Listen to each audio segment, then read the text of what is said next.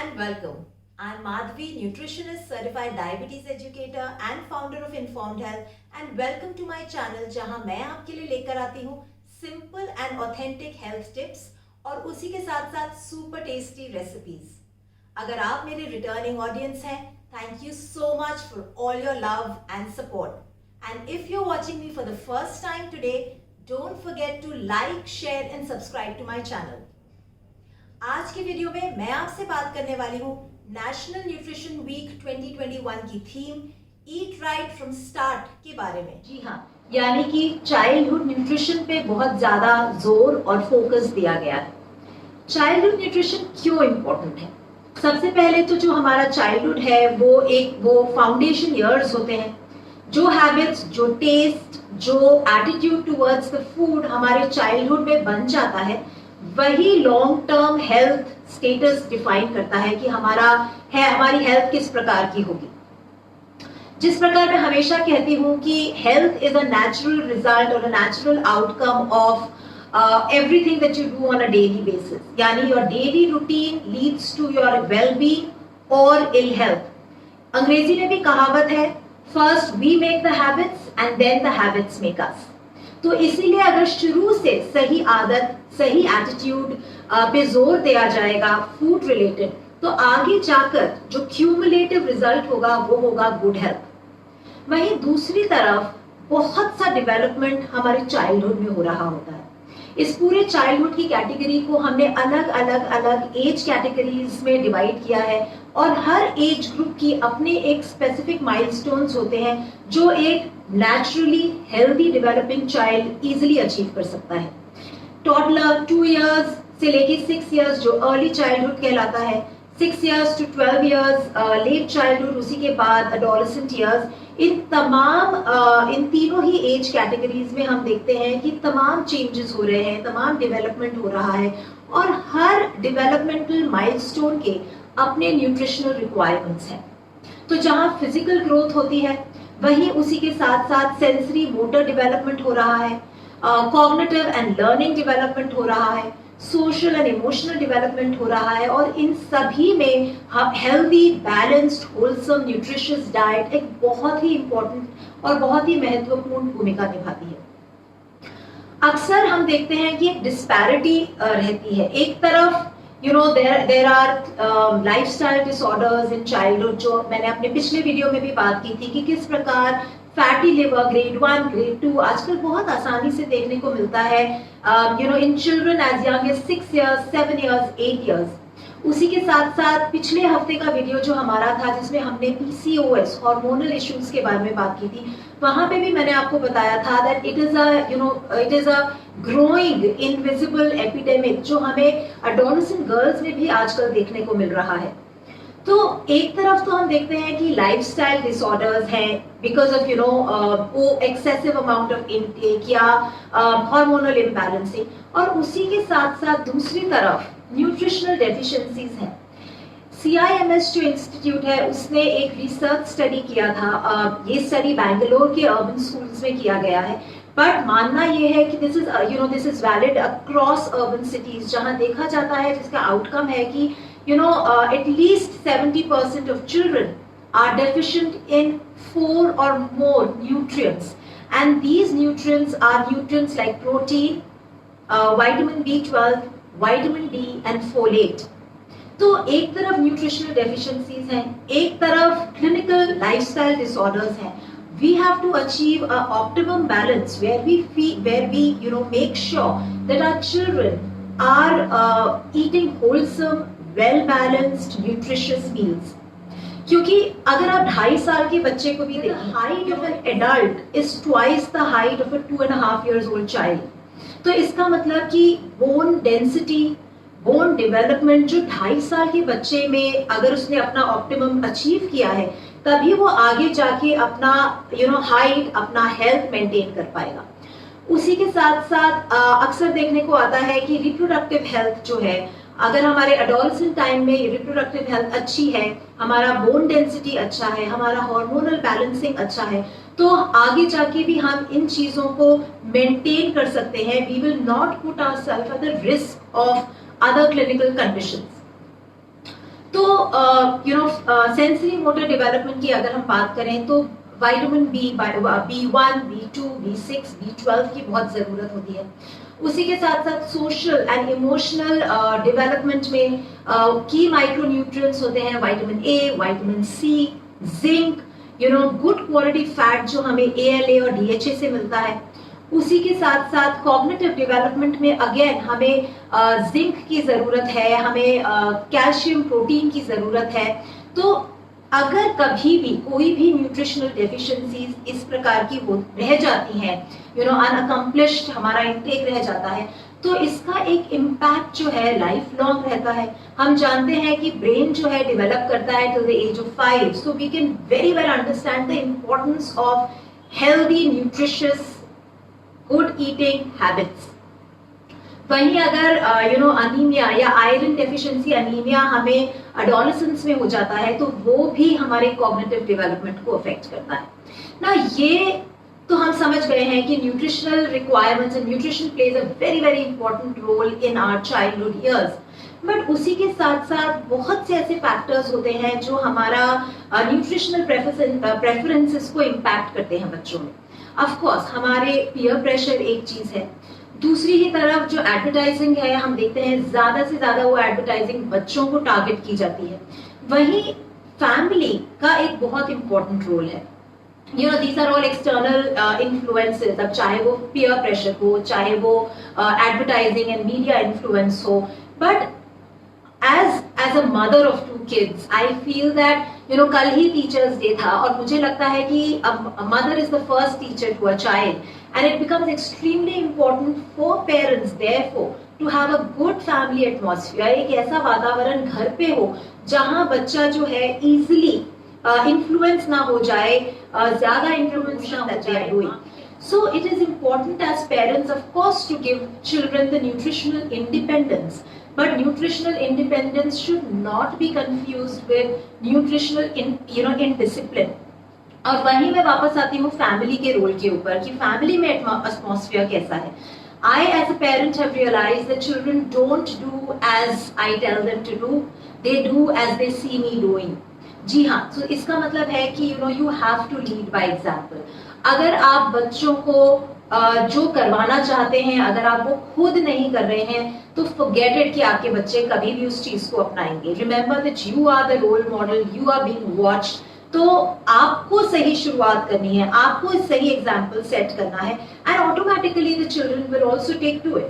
मेरे क्लिनिक में जब भी मैं अपने मेल क्लाइंट्स के साथ बात कर रही होती हूँ और उनकी वाइफ होती है, if I'm recommending certain food items, let's say certain vegetables, I many a times have come across when the client says मैं ये नहीं खाता, मैं ये सब्जी नहीं खाता, and the wife says कि हाँ वो ये नहीं खाते हैं इसीलिए जब घर में ये बनता है तो उनके लिए कोई दूसरी सब्जी बनाई जाती है।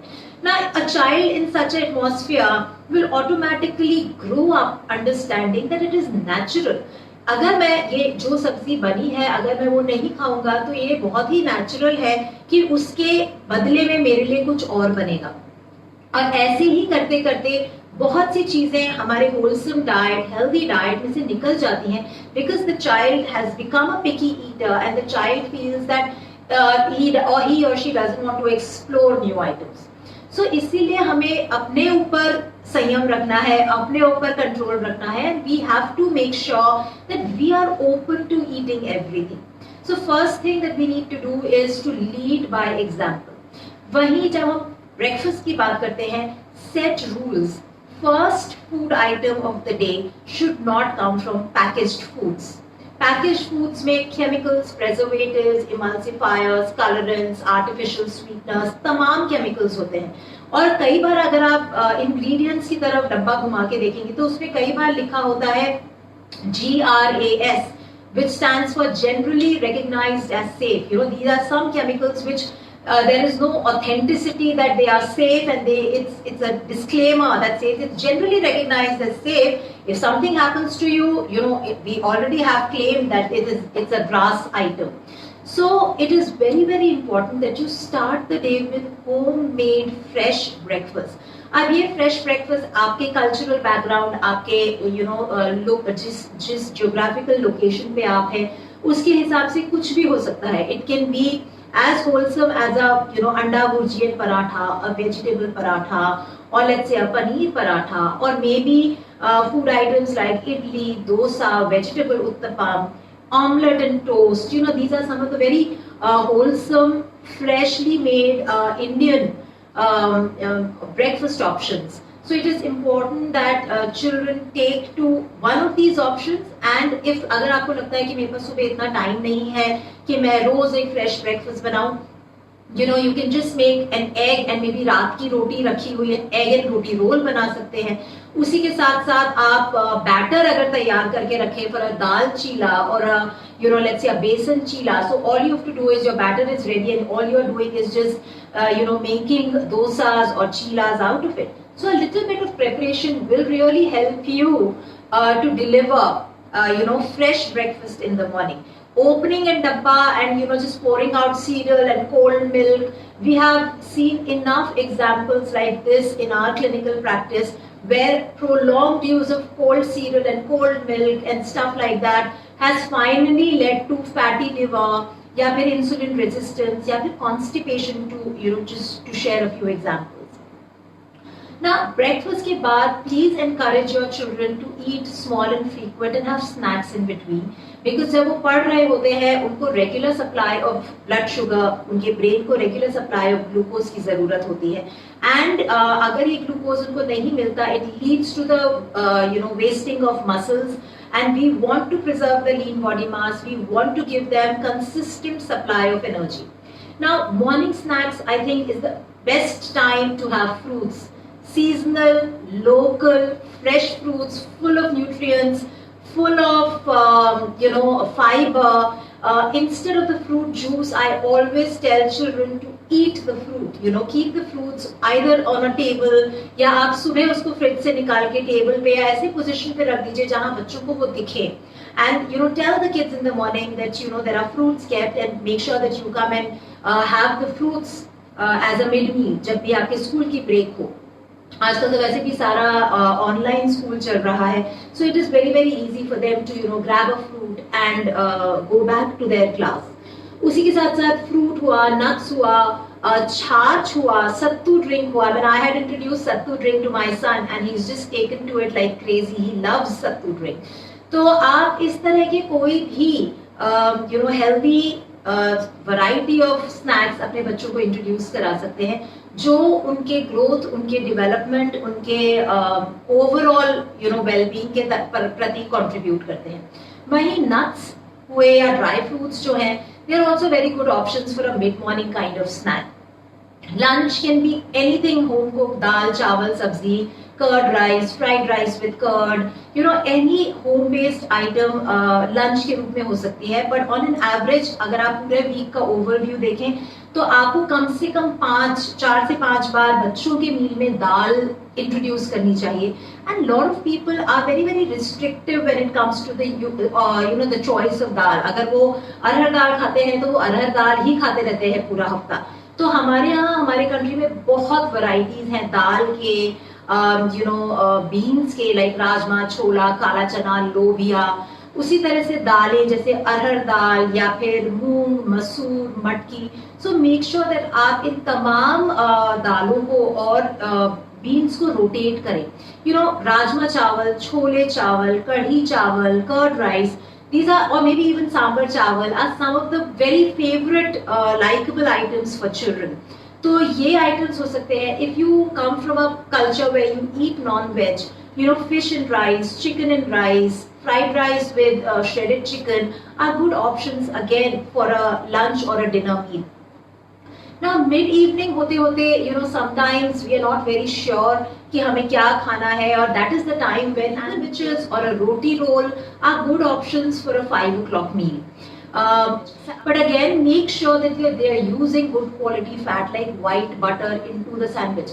Especially to adolescent girls, I'd like to tell you that ghee, white butter, nuts, coconut, these are not fattening at all. These are essential fats. They are required for not only the sustenance in terms of energy, but also they are very, very vital when it comes to absorption of fat soluble vitamins. So for girls and boys who want clear skin and good lustrous hair, fat soluble vitamins like vitamin A, D, E and K are very, very important for this purpose. So make sure कि आप nuts, seeds, curd, full fat milk से जमा हुआ से बना हुआ दही हुआ या चीज हुआ या फिर व्हाइट बटर हुआ, इसका आप इस्तेमाल करें. ये एक और अच्छा समय है एनर्जी बार्स. अगर आप घर में नट या सीड से एनर्जी बार्स बनाना चाहते हैं जिसमें आप नेचुरल शुगर के रूप में डेट्स या फिग्स का इस्तेमाल कर सकते हैं, it's a great idea. You can also do a homemade granola with maybe rolled oats or something like that, so that it's a much healthier option. It does not have the preservatives that you would find जो बाहर के processed, ultra processed packet cereals में मिलते हैं. So please make sure that आप ये 4 to 6 या 5 o'clock वाली जो mid meal है उसको कभी ना भूलें. अगर आपको लगता है कि मुझे कुछ जंक आइटम खाना है, तो as a family you need to decide maybe 2 meals in a week.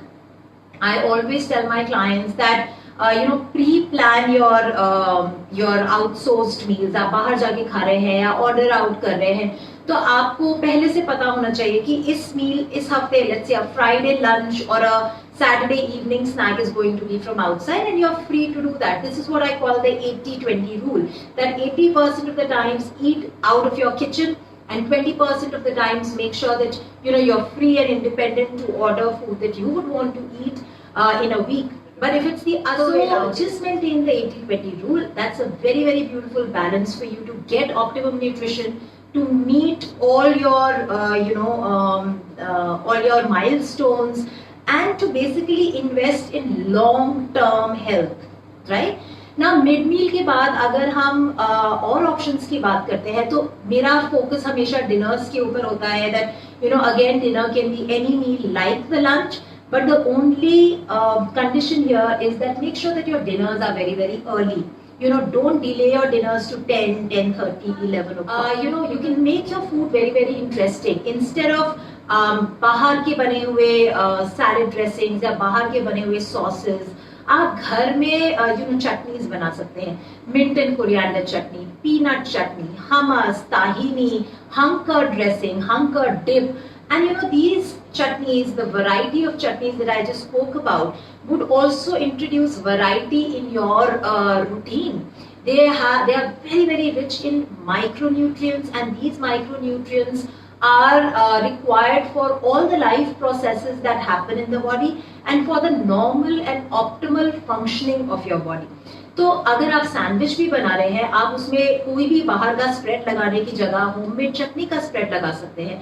आप हंकर डिप के साथ सैलेड्स खा सकते हैं, या if there's a choice that you want to have, let's say crackers, तो आप क्रैकर्स को घर के बने हुए डिप के साथ खा सकते हैं. So any which ways, the proportion of the outside meal to the clean home cooked meal remains balanced. Yeah, तो इन चीजों का हमें ध्यान रखना है. And just remember that you are eating right today for a right tomorrow, for a better tomorrow. So don't compromise on your health and well-being. Do not take too fat and loyal to your kitchen. And mothers को and parents को मैं इस session के end में यही कहना चाहूँगी that for me kitchen is the most favorite place of my house. Kitchen is one place where I feel that with the children you can teach them organizing, planning, creativity, उसी के साथ साथ alertness, mindfulness, उसी के साथ साथ presentation and beautification of what they've made. Involve your children in what you are cooking, make them part of the cooking process, and let them assist you, as a result of which you will feel that they are becoming more food educated. So children just learn, and kitchen is a laboratory from where children not only learn about food, but they also groom into beautiful personalities, empathetic personalities, balanced personalities. So let kitchen be the sacred space, and let the meal times be gratitude spaces for you in your life. If you have any questions, feel free to drop them in the comments box below, and I shall answer them. I'll see you next week. Till then, eat well, live well, be healthy.